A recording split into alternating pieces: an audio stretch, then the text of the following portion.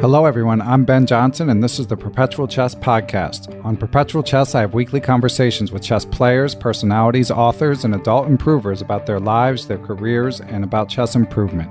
Perpetual Chess is brought to you through the generosity of its Patreon and PayPal supporters. For more information, go to perpetualchesspod.com. Hello again, everyone, and welcome back to Perpetual Chess. We have another often requested guest joining me this week. She is a strong chess player. Her peak rating was in the 2100s. She's a USCF expert. She's competed in US Women's Championships.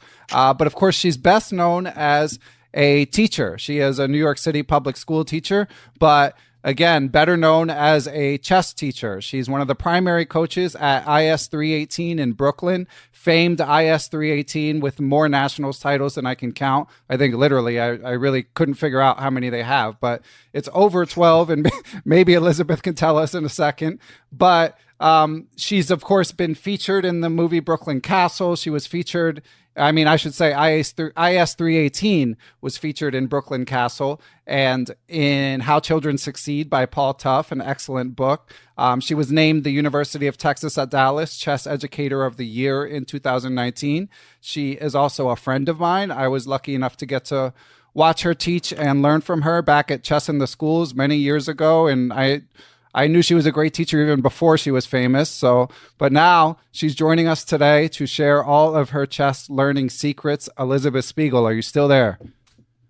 Yeah, thank you for having me, Ben. Yes, we're finally making it happen. I'm excited. I know that you've got a unique blend of course, you're a great teacher, but you also, I feel like you're good at highlighting what other teachers and chess players can learn. Like you're good at pulling out things that people need to work on that they might not even notice that they need to work on, whether it be from a teaching or a playing perspective. But I know that what's most current in your life, Elizabeth, as a chess teacher, is you've taught so many kids over the years, but now your own son is getting into chess. So I thought it might be fun if we started off by you just telling us how that's been going, how chess is on the home front. Oh, thank you. Yeah, chess has been kind of amazing on the home front. My son Noah at first wasn't very into chess, but then he got really into it this summer, and he spends the weekend listening to Chess Kid videos, listening to Mike Klein, and playing Magnus and playing the bots on Chess Kid, and like he comes home and that's all he wants to do. And it's amazing to see how much he loves chess, and was almost addicted to it as a 6-year-old.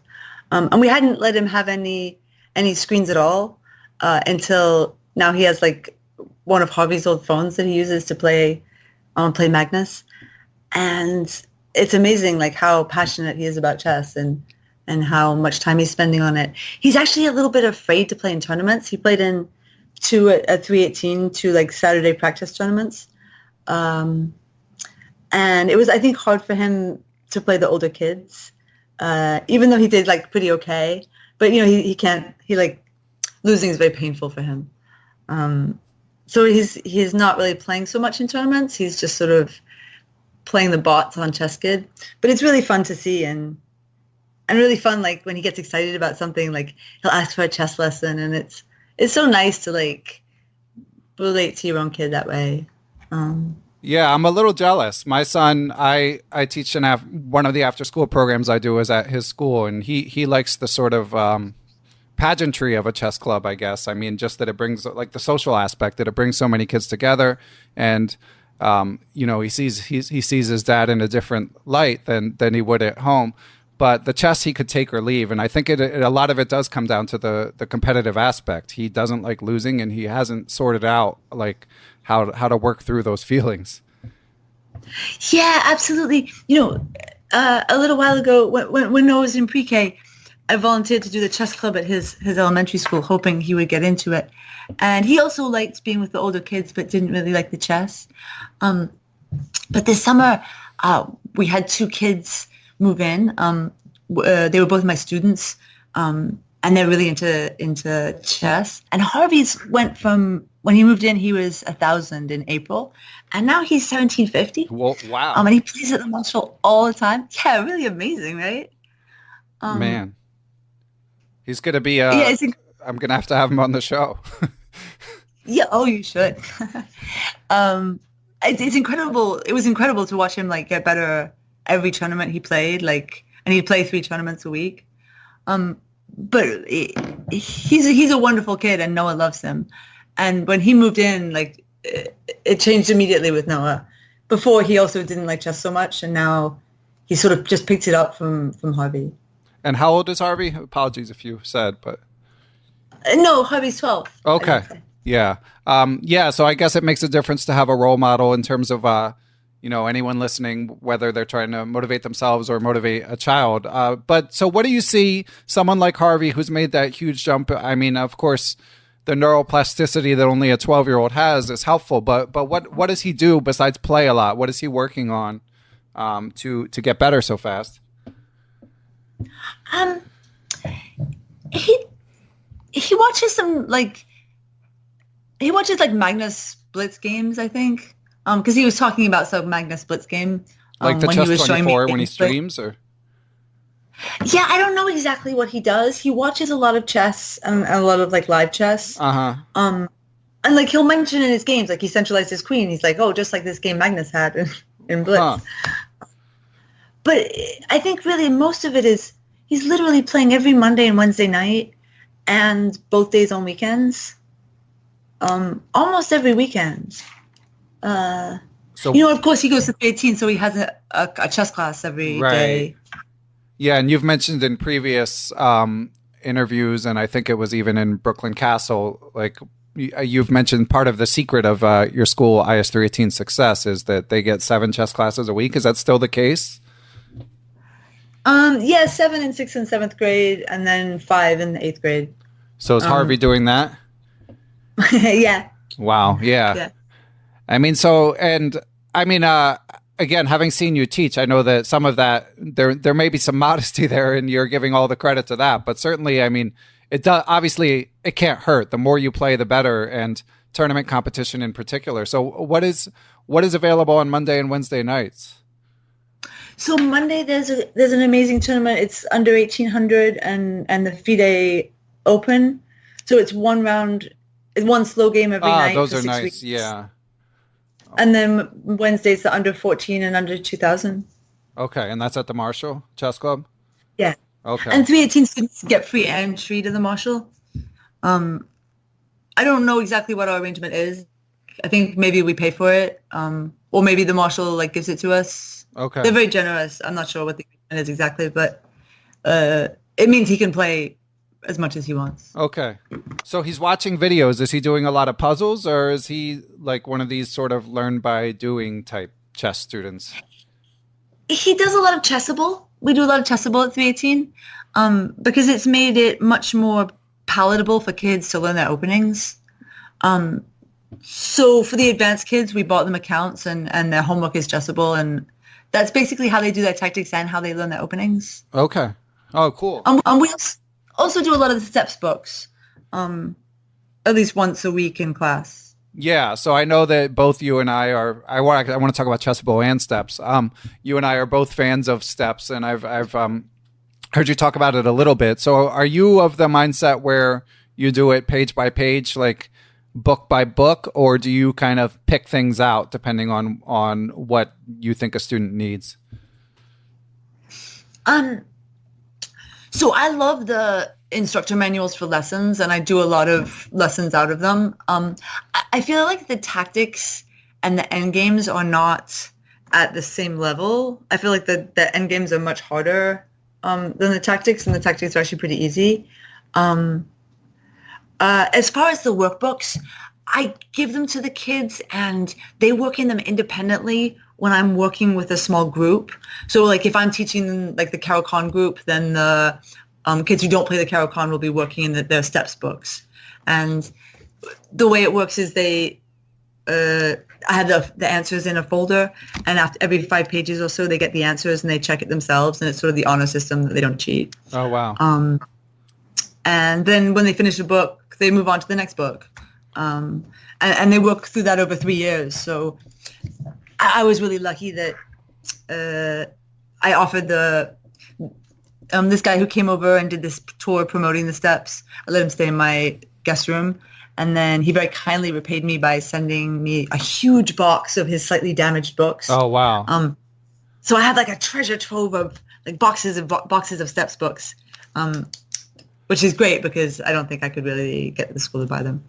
But I must have he must have sent me $1,000 worth of steps books. Wow, that's amazing. Awesome. Yeah. So that's interesting perspective on the steps curriculum. Do the kids do they find the presentation off-putting at all? Do they just dive right in, or are they because you're teaching older kids than I primarily teach, but I find that some tactics books and chess books generally are presented in a kind of a dry way. And that doesn't necessarily resonate with kids, even if they know it's good for their chess. So do you encounter that issue? Yeah, I'm doing it in a classroom setting. So at first I would do the page with them and we would all do the problems together maybe. And then not necessarily, but with most of the classes. And then they'd be doing it on their own. I have a big chart that tracks where they're at. And sometimes, I let them work with other kids if they're having trouble.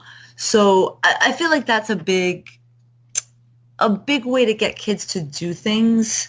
I get a lot of questions about that, like how do you get kids to do so much work? And I feel like exactly. A lot of it is actually giving them an opportunity to talk to each other. I feel like you're asking a lot of a kid if a kid has to sit silently and listen to you for a long time. But if you give a kid problems and they can talk to their friend about them, I feel like most kids don't mind that at all. And that's really all you have to do to get a lot of work out of kids. Okay. Probably it helps that there's a culture in place at 318, I would think. Absolutely. But, it's 3 years. So, and the classes are not, the 6th grade classes are not as exposed to the older kids. So, yeah, I'm also a very strict teacher. So to some extent, you make them be quiet and then you start letting them talk. Right. Okay. That's helpful. And it's funny that that a lot of people ask you that. Cause I have a few students. For me, it's I know I've interviewed many chess trainers and some of them say I have these strict rules and, if the kids don't do homework, then I won't teach them, sort of thing. That I feel, and I don't do that. And that sometimes feels like that would be my only recourse with private students in particular. But anyway, yeah, it's totally different. I have my kids in a classroom setting and I'm their teacher and I'm giving them a grade and they're coming in with the expectation that I will make them do work. So I don't necessarily give my private students homework either. It really depends on what they're trying to get out of the lessons. Yeah. Okay. And getting back to Chessable, you mentioned it's a good way for students to learn openings. And I know that in the Chess Educator of the Year speech you gave, which is on YouTube and which I'll link to, you mentioned that counter to me and a lot of people we've had on the show, you think openings are very important for students. So could you expand on that a bit, Elizabeth? Yeah, I don't want to overstate it. I think there are a lot of silly ways to study openings, but I think that openings allow you to sort of learn a lot from your experience and from your previous games. And if you have openings that are well chosen that allow you to have some thematic ideas, for example, and some thematic pawn structures, and allow you to learn a few ideas or themes and then be able to apply them in your games, I think that's really meaningful learning. So I think that's a way you can really help a kid progress in chess. Right, you can choose the openings that are more instructive. Okay. Yeah. Part of the reason that I end up, and again, I'm certainly not the only one, and I try, I welcome counter viewpoints. I don't feel like I have the final answer on this by any means, but the reason I end up personally talking about openings being overemphasized a lot is just I feel like adult chess players in particular end up spending such a large percentage of their study time studying it. So with your students, if you say, do you have an opinion in terms of if you're saying go study chess? I mean, obviously some of it is work that you're doing with them and game analysis, so it might be hard to separate, but do you have a sense of like how much of their time is spent studying openings as compared to how much is spent doing tactics?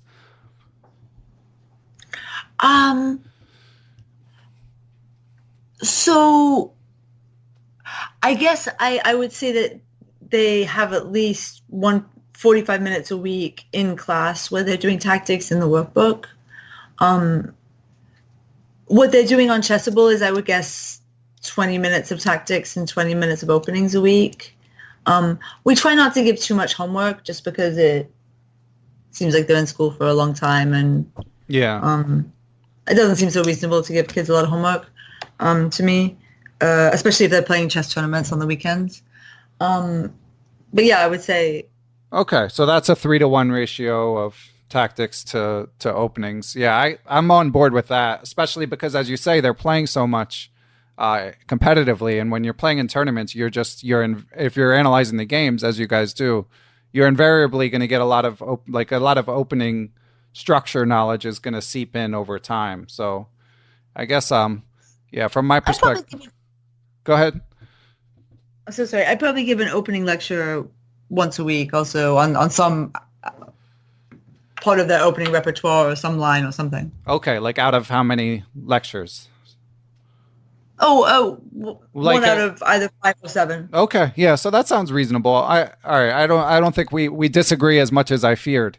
I think the problem is, especially as people get older. I mean, you teach, and for anyone listeners who aren't familiar with the IS-13 program, first of all, you should familiarize yourself. Even we have a lot of listeners from other countries, but the movie Brooklyn Castle, I think, translates pretty well across cultures, and as does How Children Succeed. So you can find out more about the program. But so these are kids aged, like, what is it, 12 to 14, Elizabeth, primarily? Yeah. So 12 to 14, and the rating range is impressive. I mean, you're willing to take all kids, so you get plenty of kids below 1,000, but I mean, you've had players as strong as 2,400 when they leave 318.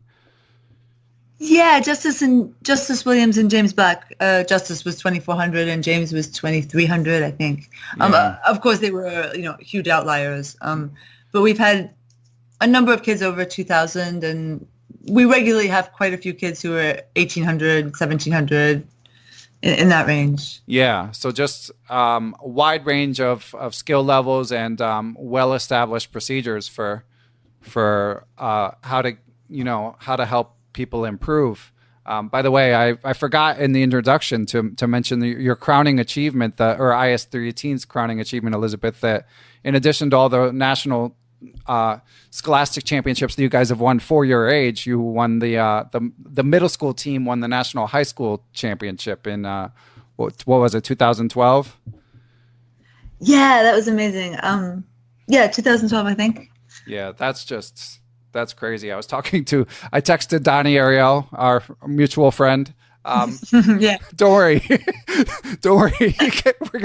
We're gonna keep things on the up and up here. But he of course is not even a sports fan. But he said it's the greatest achievement in modern sports or something. What 318 did by beating out the high school teams as a middle school. I mean, a junior high. It's incredible. So let me be the last to congratulate you on that. Thank you so much. And we have a couple questions from supporters of the podcast. I believe they are chess teachers based on their questions. I've interacted with them a little bit online, but I don't know these two gentlemen personally. But the first one we kind of touched on, but Andres Blach wrote in to ask, how do you keep children interested in chess puzzles made in twos, for example? So you pretty much already tackled that. I don't know if you have anything to add.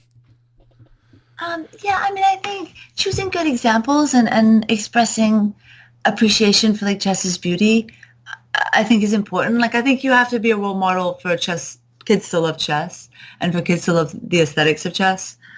So I definitely try to verbalize that in class. And then, I feel like in sixth grade classes, I regularly will teach like a short lesson, and then they'll have a worksheet that they do with a friend. And when they finish, they can play. And so the worksheet is like clearly a bridge between we finish the lesson and when you're done, you can play. And it's not too long, so doesn't seem unmanageable. It should be a slightly easier lesson than the level so that, the whole class can do it. And maybe there'll be one challenge problem or two challenge problems, or the backside will be harder. And then they can work with a friend. And so I feel like if you keep the worksheets manageable, especially at the beginning, it's easier. Yeah, I don't know what age Andres teached, but the lesson I had to learn the hard way was I just make the puzzles easier. I mean, a lot of problems stem from the kids lose interest when they don't know where to begin. So, I mean, it's helpful to go through step by step exactly how to solve the puzzle. The searching method, as the steps call it, and don't make them too challenging if you can help it. But of course, sometimes it's a challenge. But yeah, I also think it's good to have students discuss it. I mean, show, it makes it much more interesting for the kids. Yeah. John Galvin, my assistant principal, sort of taught me this technique, just turn and talk. So when you ask a slightly harder question, it can't be something simple like a one-move answer. But when you ask a harder question, you just say, turn and talk to the person next to you about it. And it means that every kid in the class is like having to verbalize their thoughts on it, which is really what you want them to be doing. Like, that's the whole point, right? If you can get not one kid answering the question, but every single kid in class having to compose the thought in their head, then you've much more effectively taught the class. Yeah. Okay, and the next question is from John Cromarty. And he asks, what's the best method of giving chess lessons to multiple students of varying skill levels in a classroom setting? It would seem that many concepts that would be good for 600 rated children would be too trivial for children rated over 1,000. On the other hand, if you teach more advanced concepts, it might be too difficult for the lower rated students to grasp. How do you find the balance? Yeah, I mean, I do a lot of dividing my kids into groups, and 600 and 1,000, I think you can teach together. Like, I could see teaching like the Green Coakley book to that group, right? And especially you can use turn and talk so that when you have a question, kids will at least like have someone next to them to share an opinion with that their opinion might seem reasonable to. Do you know what I mean? Like, you can, that way you accommodate all kinds of ranges of correctness.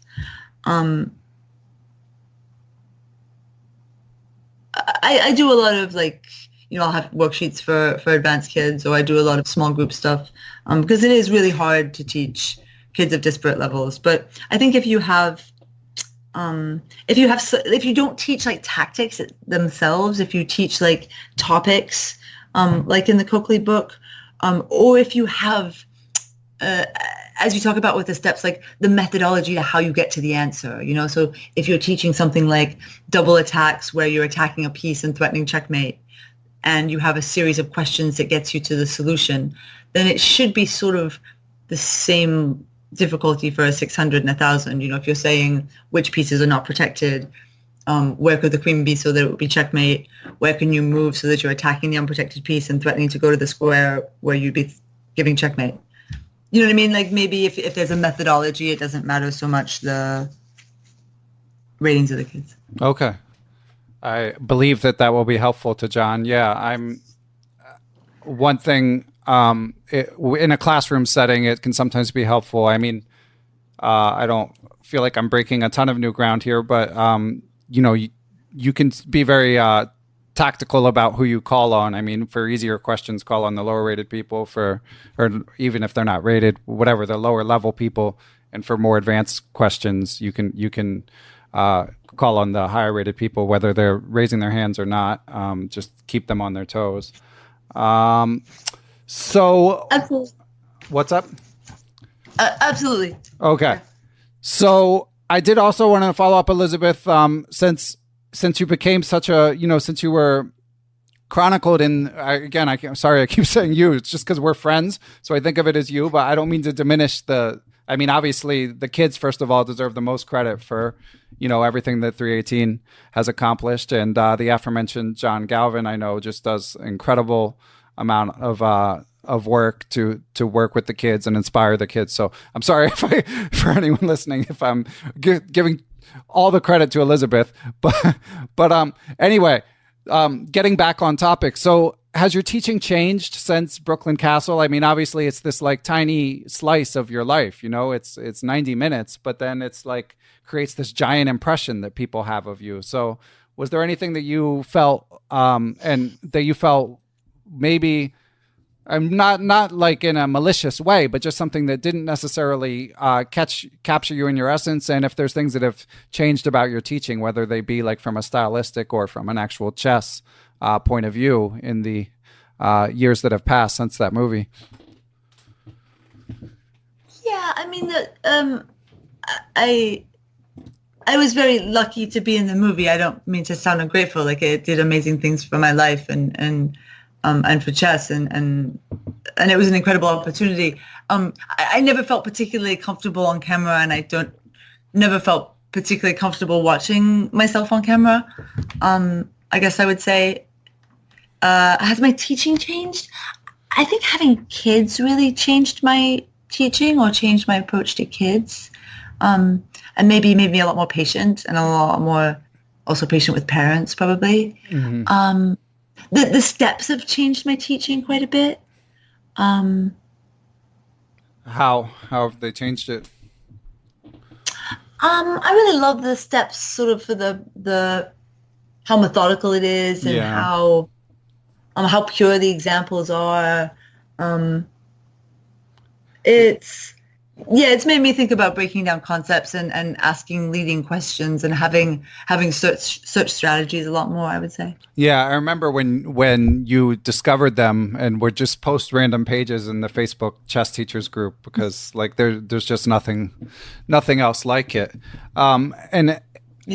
Following up on the movie, so I thought of that. Of course, I rewatched it the other day. I hadn't seen it, I think, maybe since it came out.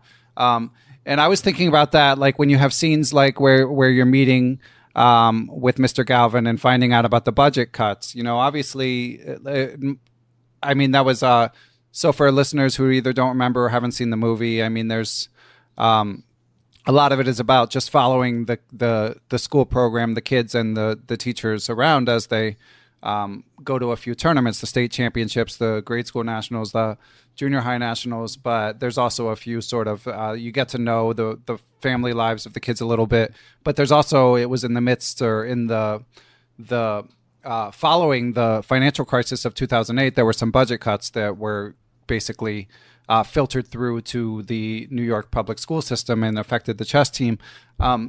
So when you're finding out about it and you're on camera, how did that feel? Was it a strange feeling? Like, was it hard to have a natural reaction when you're being filmed all the time, or did you at some point get used to it?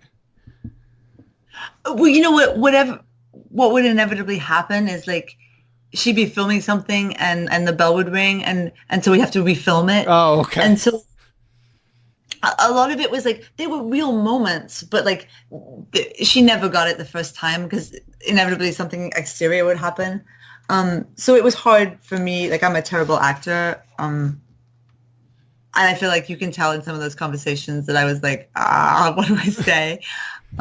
That's interesting. I wouldn't have guessed that just based on seeing it. Maybe I'm just naive, but that makes sense. I mean, that's always what they say about like the real world and shows like that, like that there's just tons of takes, and that they can just tell whatever story they want. But obviously we're not saying that's what happened with Brooklyn Castle, but that would be a strange feeling. And it seems like, it's a big school. There's so many kids. Kids are always vying for your attention. So it must have been a lot to have that added on to everything else that goes into the life of a teacher.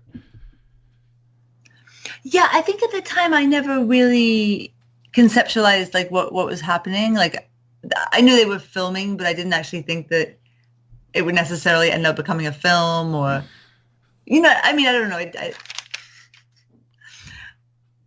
I didn't realize it would be such a big deal as it was. Right. And then once it came out, I mean, it's not like it was Titanic or something, but it certainly made a big splash in the chess world, and the documentary won some awards. Pobo was on The Daily Show. Was it just him, or did someone go with him? He's one of the kids in the movie. Was it? I think it was just him. Okay. And what was the craziest thing that happened to you? Maybe Katie went with him. Okay. Sure. Yeah, actually, now that you mention it, I think she did. The creator of the movie. I know Katie's last name, but I'm gonna blatantly mispronounce it. Can you say it, Elizabeth? I think might too. Della Major. Okay. Sorry, Katie. Okay. Hopefully we did it justice. What was the craziest thing that happened to you in sort of whether it be from the book How Children Succeed or from Brooklyn Castle? Any outlandish, like meeting someone super famous or opportunities that pass by?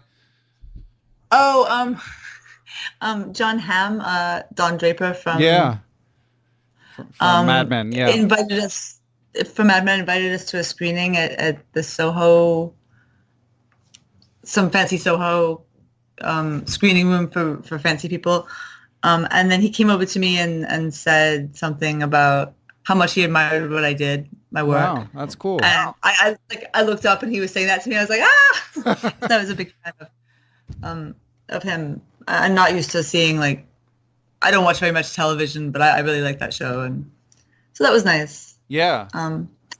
Once I was walking down the street in the Lower East Side and I was like sobbing about something in my personal life. And this woman with 2 kids ran up to me and was like, oh, you're the chess teacher. But I was like, crying about something, so it's really terrible. It's very funny. Guys, we're going to take a quick break to tell you about an opportunity to buy a rare chess collectible that I think is pretty cool. It's a limited edition set of 4 coffee mugs that feature hand-drawn portraits of all 16 undisputed world chess champions. It's hard to do these mugs justice on a podcast, but I'm going to try. The mugs are hand-drawn by a professional artist, and each mug features 4 of the world champions on it. Each world champion is pictured in front of a chessboard with one of their most famous positions set up. My favorite of the mugs is the one featuring Fischer, Spassky, Karpov, and Petrosian. These mugs were commissioned by a chess fan and listener of Perpetual Chess, and he assures me that only 125 sets of chess mugs were made, and there aren't going to be any more of them. I'm glad I got mine. They're large porcelain mugs that are dishwasher safe. The cost for the set of the 4 mugs would normally be $72 plus shipping, but if you use the code Perpetual Chess at checkout, you can save 15% on your order. Once again, the site is chessmugs.com, chessmugs.com, and the code is Perpetual Chess. And if you didn't write it down now, it's in the show notes as always. But now it's back to the show. On the topic of sort of your teaching methods and improvement, I know it was like 12 years ago at this point, you wrote an article for US Chess highlighting your favorite teaching books, which I still occasionally refer back to. Obviously, I'm sure it's changed since then, but what chess books, when people ask you for recommendations, do you most often give? There's one I really love by Johan Helston called Mastering Chess Strategy. And he has a companion volume, Mastering Endgame Strategy. And I'm not as into Mastering Opening Strategy, but Mastering Chess Strategy is such a fantastic book. And you can even buy the ebook because it's an everyman book. It's just like beautiful examples of improving pieces and hundreds of them. Yeah, I really like that book as well. So what level students do you generally use that with? I mean, obviously, like us, like me and you can learn from it as well. It's not for, it's a pretty advanced book, but it's accessible. So what is the lowest rating for whom you would recommend that book? I really think that's about the guiding questions that you give kids. Like, I feel like you can give problems to that from that book to 1200s if you're saying, like, what piece is not active and how can you improve it, Mhm. or especially if they know it's the bishop, because that book is grouped by piece. But I think 1200 if they're talented. Okay. And what about for a listener, adult chess player looking to study it on their own? What do you think? I think adult chess players are actually more capable of understanding that book than younger chess players rating wise, just because I find that, adults who are 1,000 might hang pieces, but still be able to appreciate like fairly complex concepts. So I think that book is good for anyone who loves chess, especially anyone 1200 or over. Okay. Any other Maybe even 1,000. Any other recommendation? And that one's good because so often we have people recommend tactical books, and of course, lots of I interview a lot of grandmasters, so a lot of them recommend the Gelfand positional decision making books, but there aren't that many positional books for club level players, and that's one that's accessible and really good. Any other recommendations you want to throw in, Elizabeth? Or we've already talked about the steps books and all of the do you have like a favorite tactics book? Of course I love Coakley. I usually use steps for tactics. Chess School like 1A and 1B and 2. That's a great collection of problems. Okay, what? Really like So is that a book? I think you mentioned it in the UTD lecture as well. Is that a book or is that like an online thing? Yeah, it's a book. If you go, like Amazon has it. It has some like picture of an elephant or some like very simple design on the cover that's animalistic.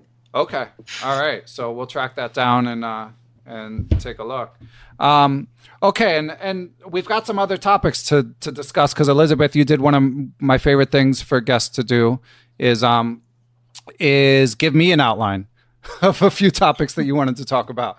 So Nice. you mentioned that you feel that there are some ways that chess can be marketed better. Yeah, I mean, I feel like a lot of people are looking for stuff to do, and I feel like chess has such appeal to so many people. Like, so many people learned how to play chess in school, and like don't as adults actually play chess. And I feel like there are not so many opportunities really to play chess in modern life, and there are lots of people that aren't getting exposed to chess who could be very into it. And the USCF, I don't know. I think it could have a cultural moment, just partly because it's so good in education for combating like video games and screens. It's such a slower way to think. Yeah, I agree. And I kind of feel like chess is having a moment, but I mean, of course, it's only scratching the surface of what's possible. So how do you think, what could we do to grow the game more? Yeah, so one idea I have, or one thing I see in like kids applying to like high schools and kids in high schools applying to college, one problem that they have is that if you're 1800, it's really hard to convey what that means to any program out there, because it's just a number, and if you don't know what the rating system is, it doesn't mean anything to you. So what I'd like to see is something like, Junior Honor Society. That's on everyone's college application, and people know what it means, even though it's I don't know how meaningful it really is, but because it's such a recognized term, it's become like ubiquitous. And I feel like in chess, if we had ratings that were labels that were like high school master, right? That a parent could expect their child with a certain amount of effort to achieve and be able to put on their resume or their college application, that there are so many more moms that would be pushing their kids into chess. Be like, you go and get that high school master title. It'll look great on the application. And if we had that at like 1800 or 1600 or something that, maybe you have an elementary master that's 1200 and a junior high master that's 1400 and a high school master that's 1600, and that's a commonly understood term, then I think it changes the stakes in in middle school and high school education. Okay. Yeah, and I know that you posted about this on the Facebook chess teachers group, which any chess teachers listening, if you're not too anti-Facebook, if you're on Facebook, you should join the group if you're not already in it. But yeah, I mean, a lot of people were sort of arguing about the details, but it seemed like you had some general agreement in principle that some sort of titles would be good. I think a lot of chess players react to like the master, like using the master title, because they want to like somehow protect it. Right. But I feel like that's the currency that chess has to spend. You know, we have this aura of being like very intelligent people or very mentally accomplished, and I feel like we have to spend a little bit of that capital in order to grow. That makes sense. Yeah. I also think there's a huge amount of anxiety with parents around both like having special needs children and even non-special needs children, addiction to screens. And I feel like we could be marketing chess as an antidote to that. Partly because some kids with special needs really would gravitate to chess. Like autism, like I feel like is a great example. I feel like a lot of the top 100 chess players are sort of on the spectrum, and that in the chess world, it's not a problem really to be autistic. Like it's a very accepting community, a very neurodiverse community. And chess is a game where like autism, if you want to do things repetitively and you don't want a lot of social contact and, you know, you're very good at memorizing things. And I feel like there are aspects to autism that sort of help you with chess. And it could be something that parents see as like, wow, this is something my kid could excel at and be very comfortable at and be accepted at and really find their home in. And I feel like the USCF should be marketing chess to parents of autistic children. Yeah. Because I think that they're desperate for something. Yeah. When I interviewed Cyrus Lakdawala, he was one of the first times he talked about being autistic, and I got a couple, I'm sure he got even more, but I got a few emails from listeners saying that it resonated with them and they either were autistic or were the parent of an autistic child. And I've certainly, just being a teacher, I've certainly taught my share of them. And you do notice, or I noticed that chess often resonates with students who are on the spectrum. But in terms of the marketing, like what specific, do you have any idea specifically about like in the titles thing? That's fairly clear. Implementing it is another story, and we'll talk more about implementing changes on USCF boards or US chess boards later. But in terms of marketing, do you have any ideas of what US Chess could do? I mean, they're not like running commercials. I mean, I feel like it might come down to more of a grassroots thing, a more individual teachers thing. Is there something that could be done at the national level? I think there was recently a conference, an autism conference on out of the box educational methods for autistic kids. And I think that kind of a conference is something that like maybe the USCF should be at, right? Because it seems like there should be people interested in doing research on chess and autism. It seems like also you could maybe advertise in journals that go to autistic parents. I feel like there are a lot of Facebook groups that are a lot of parents I know with autistic kids are on Facebook groups or follow people on Facebook who might be interested in chess or talking about chess. Okay. Yeah, that's a good idea. Yeah, I mean, I think it's an excellent idea. And you mentioned ADHD as well.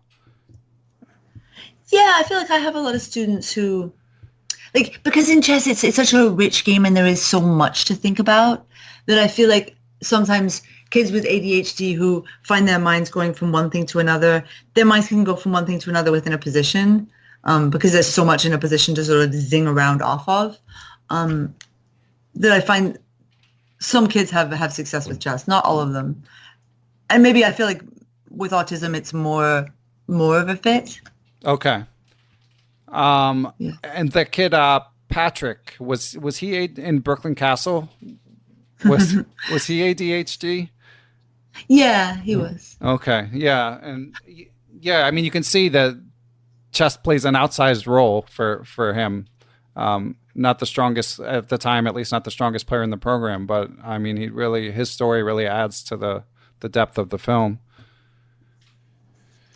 Yeah, I think a lot of people could relate to how hard it was to struggle, you know, and that's a lot of chess, right? Like confronting like how much it sucks to lose. Yeah, and be willing to do that.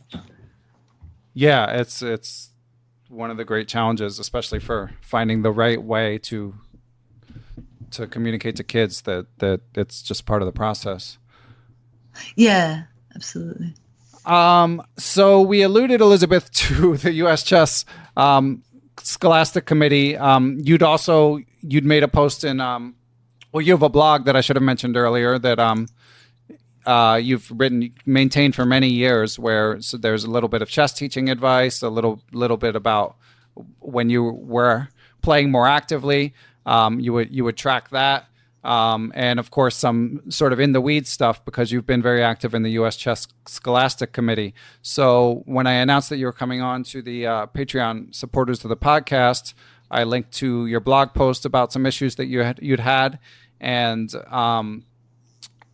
someone wrote in to ask a question. So I'm going to read the question, and then you can sort of, we might need to give a tad more background, but we'll tackle it that way.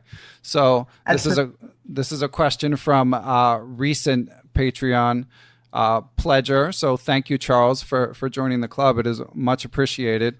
And Charles asks, he says, Elizabeth, as an educator myself, I appreciate and understand the politics lurking behind most educational endeavors. Very, very well said, Charles.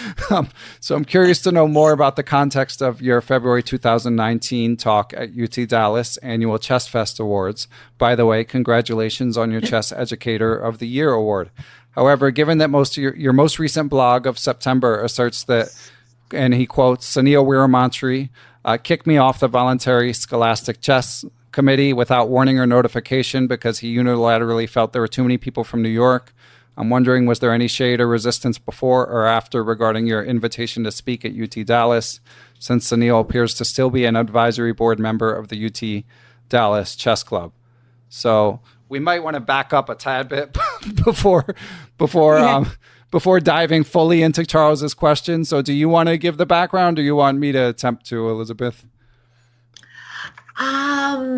Yeah. So, go ahead, Ben. Okay. So yeah, because this will be good, because I can give the sort of somewhat outsider's view. So yeah. From what I've gathered from your post, there was a movement afoot to change the rule.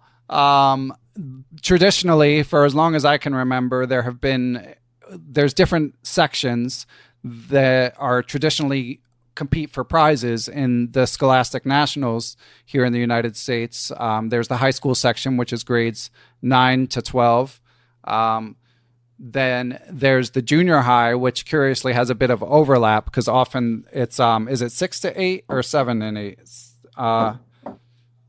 Yeah, so junior high started out being traditionally like 7 to 9. And then over the last 20 years, they all sort of moved to 6 to 8 for a variety of reasons, but mostly because people felt like educationally it made more sense. And they pretty much completely changed. So it used to be unclear, it used to be like K8 and K9, maybe we needed both because truly there were both kinds of schools. But now there's only K8. There are a couple schools in Northern California, I think, that are still 7 to 9, but there are none that actually send kids to nationals.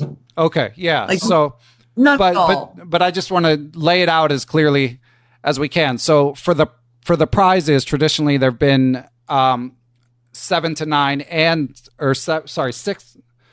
I'm just trying to remember, because I generally, it's been a long time since I played, and I generally, if I coach, it's more likely at the elementary nationals. So does it begin at 6 or begin at 7, the prizes? 6th grade or 7th grade?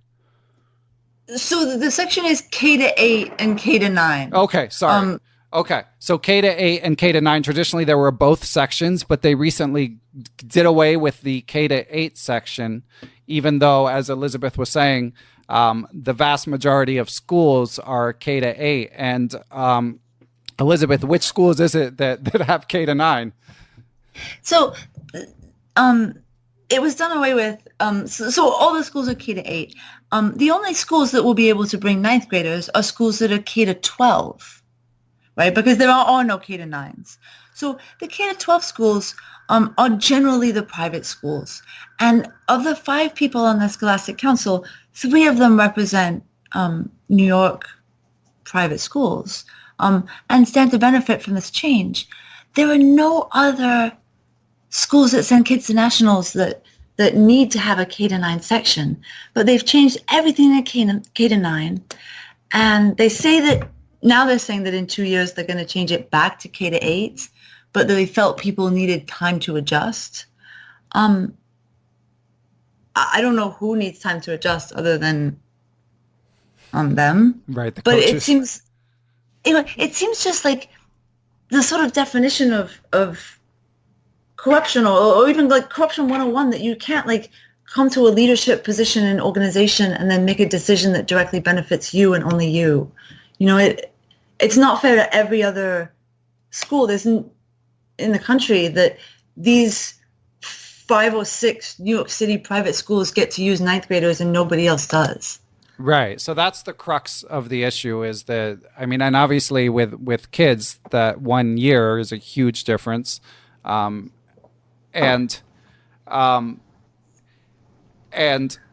so it helps them, and we should say, and you did mention this in the blog post, there's sprinkling of magnet schools around the country that are either K to 12, or I went to Masterman, which is 5 to 12. Hunter, of course, famously is K to 12. So there are a few public schools, but it's predominantly private schools that this rule change benefits. And then when you protested this, because the traditional grouping, I know that that's the case in Princeton. I checked just out of curiosity here where I live in Princeton. I mean, it's the kids, high school is its own building, 9th to 12th grade is its own building.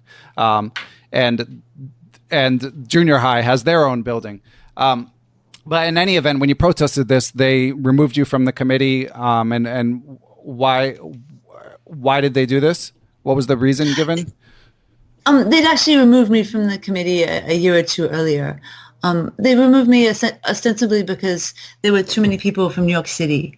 And I would think I was the only person removed. I don't really know. But I'm sure that wasn't why. Like, I was active on the committee. I was on several subcommittees. And nobody would respond to my questions about could I be reinstated, or was it really fair to remove me without telling me for no real reason. And I feel like it was just because they knew that I was going to stand up for the interests of public school kids and people outside of this small elite group. So were you voted off the committee, or? No, Sunil Wirmontree personally removed me. Okay. Yeah. That doesn't seem very democratic. No. So how can we work to change this? I mean, they say they're going to change the ruling in 2 years. Would you want to be back on the committee, or has that ship sailed? I think that there should be representatives of public schools on the Scholastic Council and on the Scholastic Committee. Like, yes, I would like to be back on it, but I would also like to see, I think there needs to be more people holding power that don't represent the same small set of interests. I don't think it's guaranteed that they will change it back in 2 years. And it's also unfortunately the case that private school students in New York are all a year older than their public school counterparts. And that's not something that maybe is easy to change. I think they do a great job at Girls Nationals of avoiding that problem by having age sections, right? 8 years and under, 10 years and under.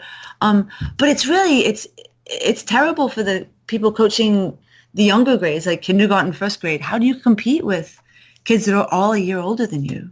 Yeah, it's hard. And of course, there's the question of resources as well. I mean, of course, you and I, we know a lot of the people who coach at these schools, and we think it's, or at least I think it's great that these schools are investing in chess. I think it's good for the kids. It's obviously good for the people I know who work there as coaches, and like Beatrice Marinello, who I interviewed recently from Dalton, was saying that I mean, they have chess practice. I think it was every day. I mean, I don't know. So obviously, like at a private school, that's a big investment. So that already gives schools like that an advantage. And again, it's not that I don't want or wouldn't want those kids to do well, but you just want. And there's really, these some of these issues go. Sorry, go ahead. It's tremendous that they're getting chess, and I don't consider it an advantage to like be taught well and have access to education, and that's fantastic. Like you shouldn't be able to have kids that are like in ninth grade, because even these private schools don't think that the ninth graders are with the eighth graders. Like these private schools are also in general grouped K to 5 and 6 to 8 and 9 to 12. Yeah. And I also, I think it's great that they have them. Just the only thing I wanted to say was this. So that gives them, it's an advantage that's primarily a good for everyone involved, for those kids. But it's already an advantage. Obviously, like the resource disparity between them and other kids who are working hard to win these titles and doing fundraisers to come to nationals and so on and so forth, they are already at an advantage. So to layer more advantages on top of that, from my perspective, is maybe not totally necessary. So I hope that answered Charles's question. I mean, he also asked about the Teacher of the Year thing, the Educator of the Year from UT Dallas. I'm guessing there was no real controversy with that, was there? With your winning that prize? I mean, they're super nice at UT Dallas, and I'm really interested in chess programs and like how you could, like what it's like to be a coach there. And they run a great program. I think honestly sometimes awards like this are a little bit random. Like, I don't think I did anything in 2018 that was different than previous. I think maybe they just kind of pick someone. I mean, that's how the USCF Scholastic Committee gives out their award of the year. People are just like, anyone got a suggestion, and then someone suggests someone. So in that sense, like, it's nice to, I'm very honored to receive it, but I think it's a little bit random. Okay. I don't think that Sunil has any part in choosing. Okay. Yeah, that would have been my guess as well. But I mean, nonetheless, like you say, it's a nice thing that they do, and certainly no one more deserving than you. Whatever year they give it to you is welcome. No, it's a great program, and I was honored.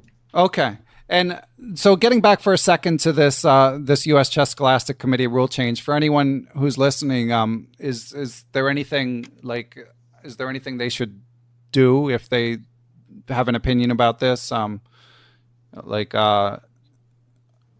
the US Chess or post somewhere, or what would you suggest if we wanted to make sure that the rule at minimum does get changed back in 2 years? Yeah, the USCF made a post about it, and I made a comment, and then the comments got all deleted. Huh. Pretty funny. What was would you like to remake your comment since it was deleted, or? They said these comments have been deleted because this discussion is more appropriate for the chess forums. Okay. I guess if you don't like the discussion, you can just delete it. Uh-huh. Yeah, I don't know. I think there was some talk of starting a petition, I guess, at the parents and coaches meeting at nationals, or just express your feeling to Scholastic Council members, because, I mean, even, I don't know, I don't see how you don't see how it looks. You know what I mean? It just benefits them, and if there was any team in the last 5 years that brought more than 2 kids, and there's like one that brought 2 kids, but they're brothers, and so like I don't think that there's a school program there. It's like there's no one else that's a canine school. It's it's so hard to defend. It really shocked me that they did it. Because it just seems so nakedly self-interested.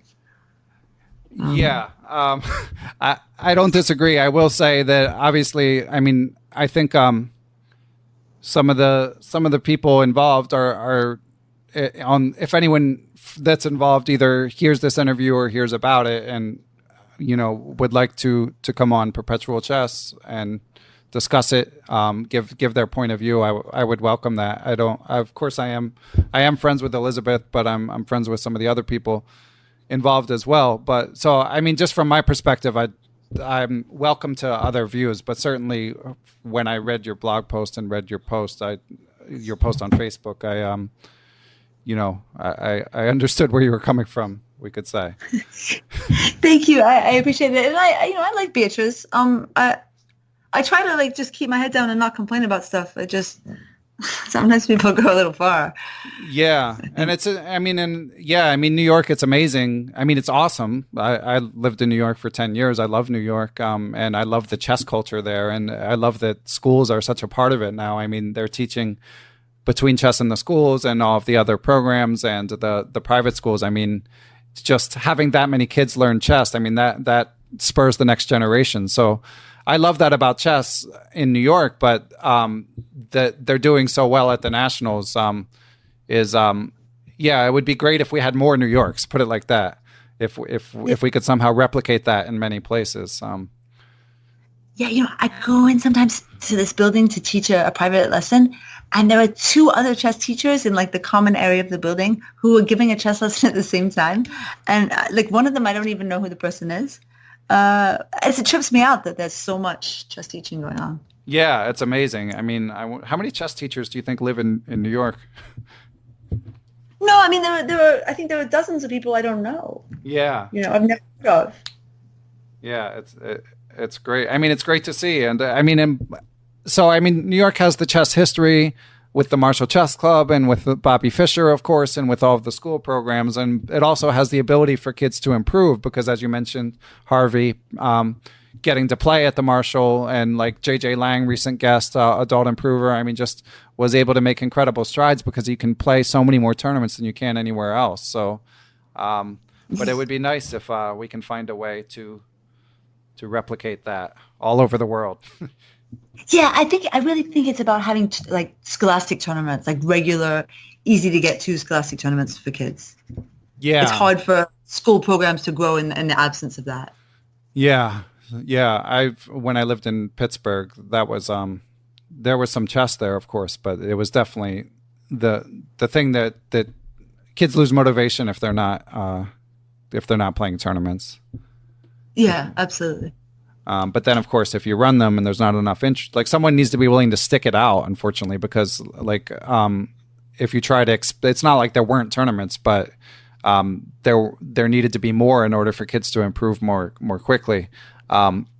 But if you run more at first, no one's going to come, and you're giving up your time and sometimes your resources to make that happen. So it takes some dedicated people to grow that kind of culture. But I mean, if some places like Arizona, like doesn't have to be a chess hotbed, but they seem to punch above their weight in nationals, so it can be done. Of course, St. Louis, obviously, although it feels like it's amazing what the chess culture built there, but I don't know how replicable it is.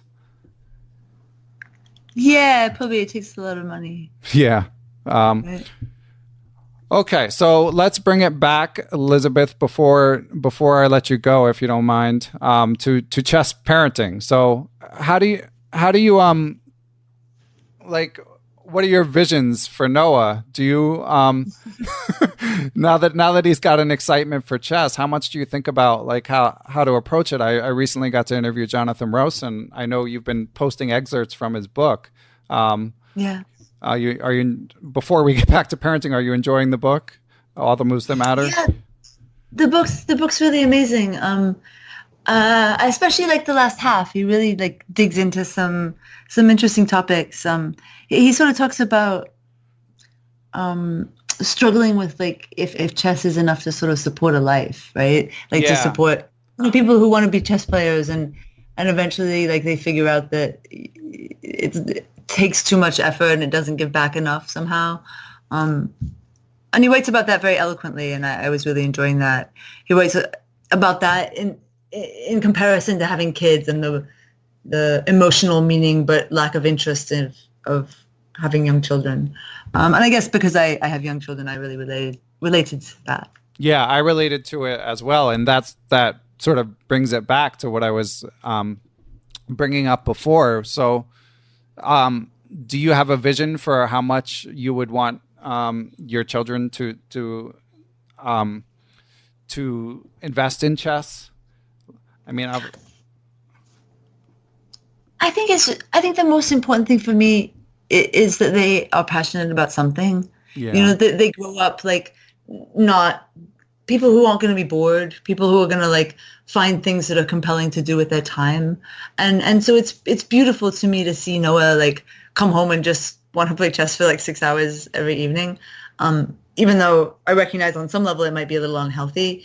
I would never want to limit him really, unless he was getting okay, he needs some exercise, he needs to learn to read or whatever.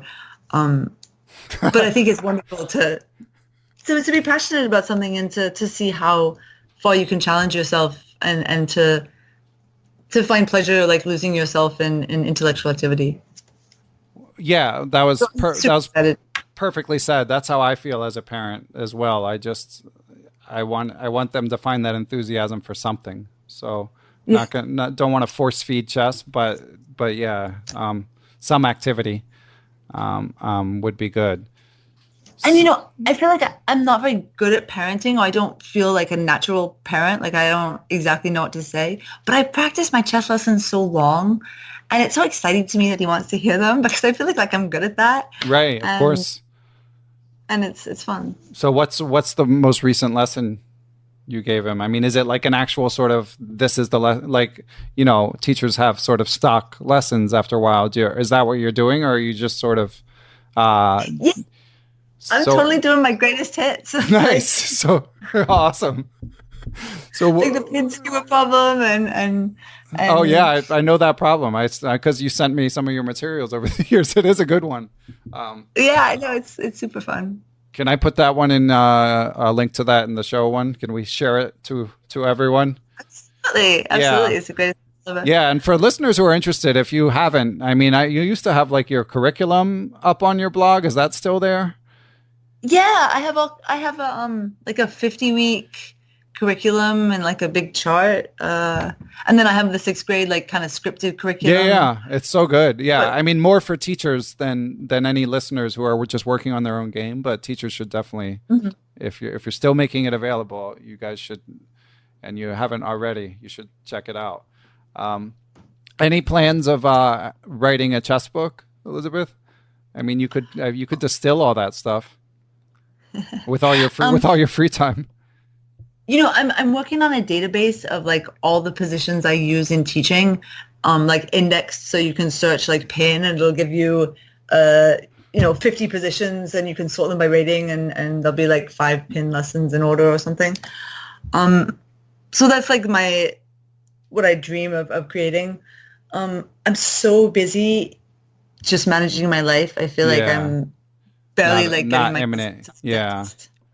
So I'm not reading a book, but maybe when I'm like 55, I'll think about it. Yeah, that makes sense. Well, we'll look forward to it and get you back on Perpetual Chess then. Wonderful. Okay. I'll update my calendar. Exactly. All right. Is there anything else, Elizabeth, before we let you go? No, thank you. It's been a real pleasure. Okay. And if people want to weigh in on any of the issues we discussed, or if they want to reach you, I mean, is Facebook or your blog, I guess, are the best ways? Oh, yeah, but I'm not very good at getting back to people. I mean, you can try. Sometimes I do if I'm in the right mood, but I'm really kind of antisocial in a lot of ways with strangers. Okay. All right. Well, we'll put them there just in case. I'm sorry, that was really unfriendly, wasn't it? No, but I mean, I appreciate the honesty. I mean, you don't want to set people up for just to be I'm sorry. disappointed. So I'm sorry. I'm so busy. I can't even keep up with my life most of the time. yeah, I know the feeling. Totally understand. Well, on that note, I should probably let you go. So thanks again, Elizabeth. This has been a long time coming, but well worth it. I think people will gain a lot from listening to this, and thanks for all you've done to help these kids and promote chess over the years. Oh, totally, my pleasure. Thank you so much for having me on. I really enjoyed it. Thanks to everyone who helps make Perpetual Chess possible, most of all to my producer, Matthew Passy, but also to everyone who helps spread the word about the show, whether via word of mouth, positive reviews on Apple Podcasts or other platforms. All of that stuff helps more people find out about the show. But most of all, I want to thank the people who support the show financially. You guys have enabled me to continuously work to improve and now expand the Perpetual Chess podcast offering. So for that, I am forever grateful. I would like to give thanks to the following people and entities. Special thanks to Chessable.com, Quality Chess Books, the Capital City Chess Club, Apprentice's Twitch channel, Andrew Bach, Austin Clough, Benjamin Porteau, Kathy Carr, Chad Oliver, Dan O'Hanlon, Danny Davidson, David Schreiber, I am Dimitri Schneider, Faraz Sawaf, Gary Foreman, Greg Natel, I am Greg Shahadi, Guven Manet, Jens Green, John Jernigan, John Cromarty, Kelly Palmer, Lone Pine Chess, Lorraine Dore, Lucio Casada Silva, the law offices of Stuart Katz, Michael Kahn, Mike Zelazny, Moonmaster 9000, where you been hiding, Moonmaster? You haven't asked a question in a while. Reuven Fisher, Seattle Chess Club, Thomas Stonix, Thomas Tachenko, Todd Bryan of Strong Chess, Todd Kennedy, and I would also like to give thanks to the following people and entities: Aaron Waffler, Ace Vallega, Adam Ralph of ChessEngland.com, Adrian Gutierrez, Alex Pejas, FM Andre Terakov, Andrew Perry, BetterChessTraining.com, Bill Moran, Brad and Andy Rosen, Brett Howard Lynn, Brian Mullis, Chad Hilton, Chris Balcom, Chris Flanagan, Chris Wainscott, Christopher Baumgartner, Christopher Chabris, Chris Lott, Christopher Wood. I am Christoph Zalecki, aka Chess Explained, Coach J's Chess Academy, Courtney Fry, Daniel Gell, Daniel Ginsberg, Daniel Lucas of US Chess, Daniel Naylor, Dave Saylor, David Cramley, Dalen Shelton, Dwayne Edmonds, Ethan Smith, I am elect, Donnie Ariel, or possibly not I am elect.